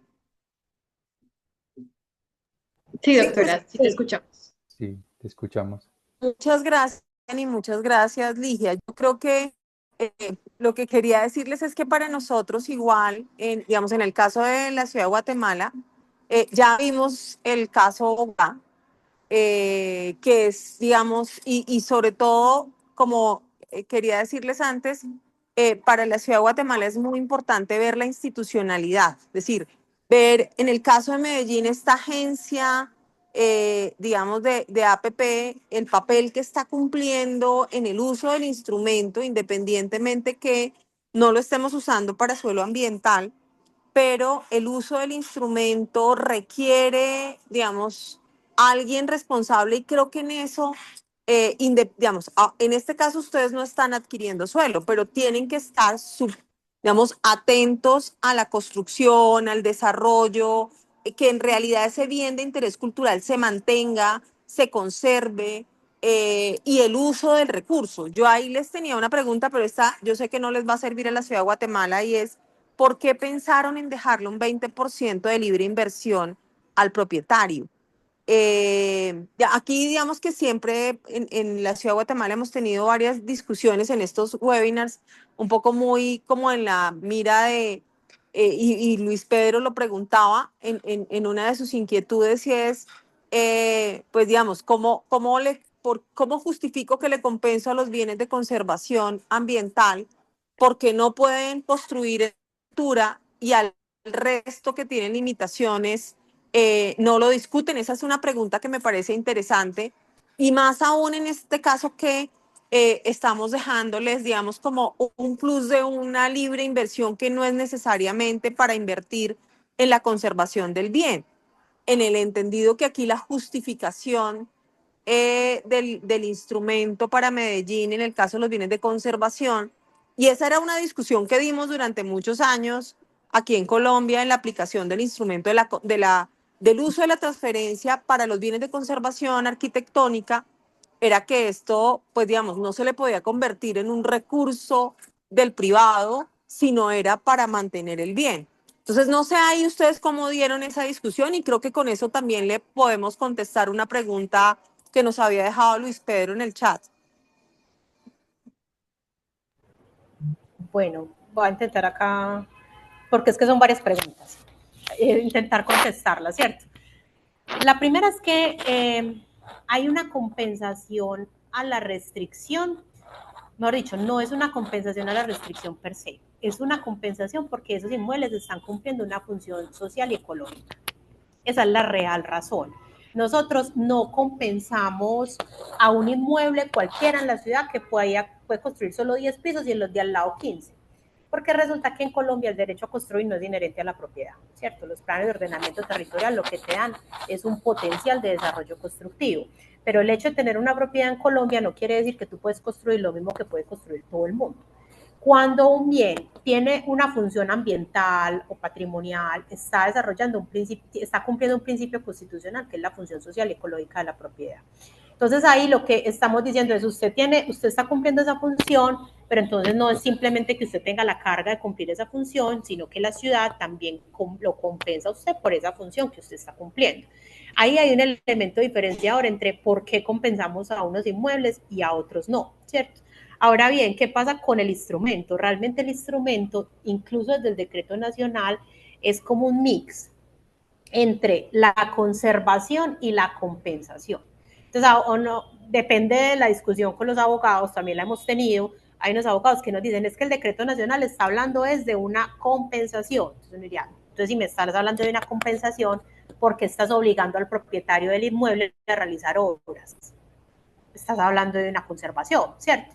Entonces, realmente la discusión ha estado entre si esto es una compensación o es un mecanismo para la conservación. Hoy Medellín lo está aplicando como un mecanismo de compensación que está permitiendo una conservación, y lo está permitiendo porque la forma o las condiciones más bien para poder desembolsar el recurso son la obra de conservación del inmueble, y además se está diciendo que es el 80% del recurso el que va a la conservación del inmueble, ¿cierto?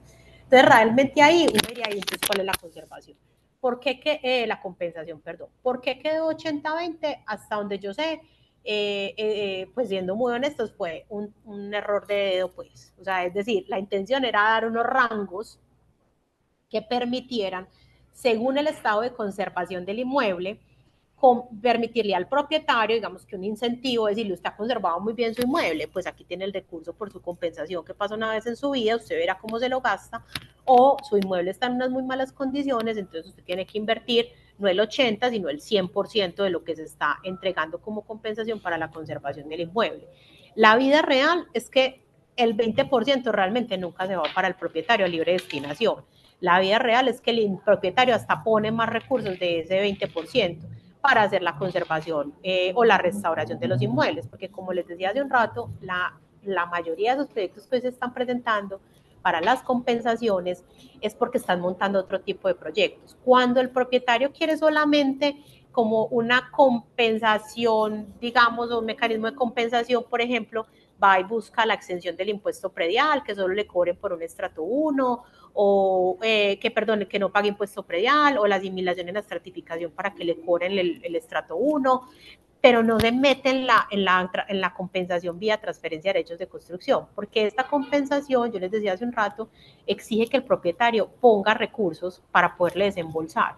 Y hasta ahora no tenemos ningún proyecto que haya valido exactamente el valor de la compensación. Todos tienen un valor superior.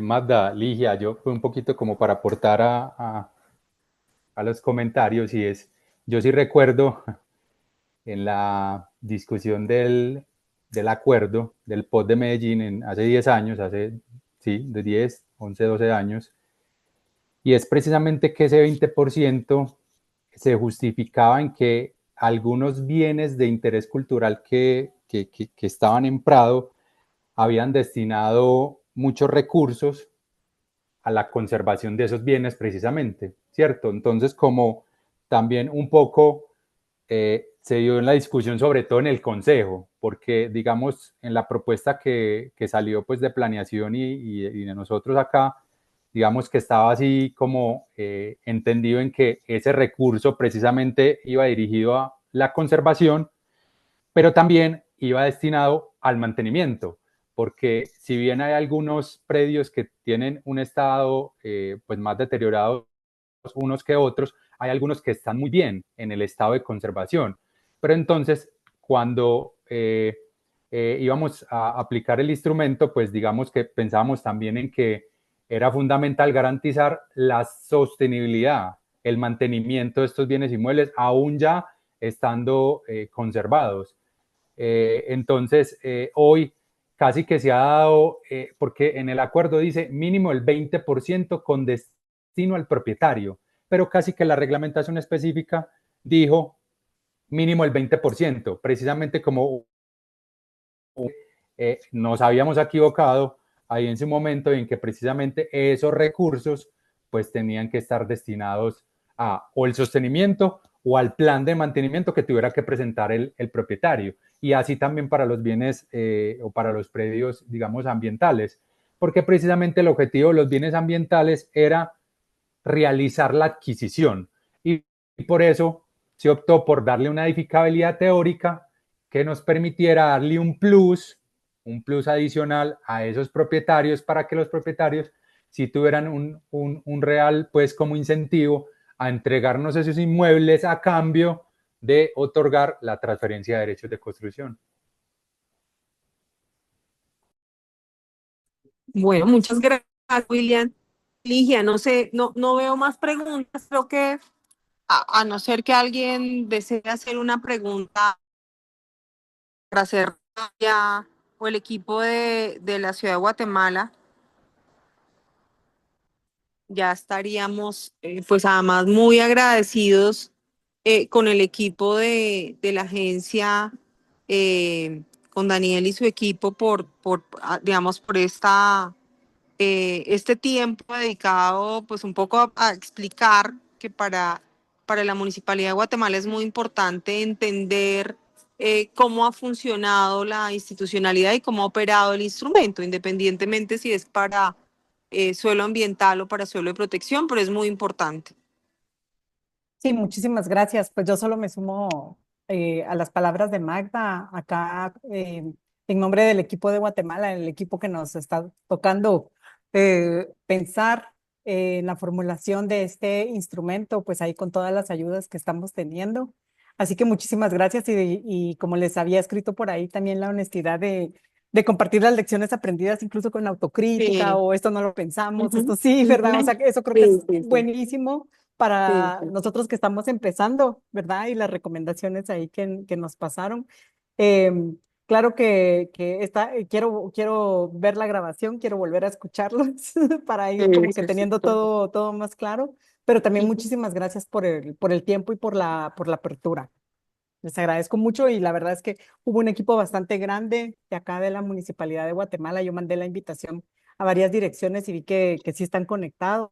se conectaron varios o los que tuvieron que irse hasta me dijeron, ay, después nos pasas la grabación que queremos seguir escuchando, así que mil gracias, de verdad. Sí, Mil nosotros les gracias. mandamos la grabación a todos, inclusive aquí, pues ustedes saben que yo soy profesora de corazón y entonces ahí les había mandado porque sé que hay muchos países pensando en la aplicación del instrumento y por eso lo que dice Silvia es muy, la verdad fue muy generoso de su parte William y Ligia en eso, en contarnos las reflexiones que hicimos, qué pensamos en el 2014, ahora qué estamos pensando, qué ha pasado, qué consideramos de cosas para mejorar. Es súper importante y además escucharlos de ustedes, o sea, estas no son experiencias, la verdad, que se trasladen de solamente a aprendizaje, sino que es muy importante las personas que lo están viendo y lo están aplicando. Y pues felicitarlos además por el empeño. Bueno, muchas gracias. Bueno, Magda, Así muchas es. gracias. La próxima vez con cafecito. Con café en Guatemala. Usted está tomando para cafecito, yo vengo ahí en Guatemala, así es. Sí, gracias. Sí, Que estén Estoy bien. genial. aquí en Bogotá con un frío, William. Cuando vengas nos lo tomamos. De una, así va a ser. Un Bueno, abrazo. Hasta quedamos ahí luego. pendientes. Bueno, un Que estén abrazo, Genial. bien. muchas Gracias a Hasta gracias. luego. todos. Chao. Chao. Muchas gracias.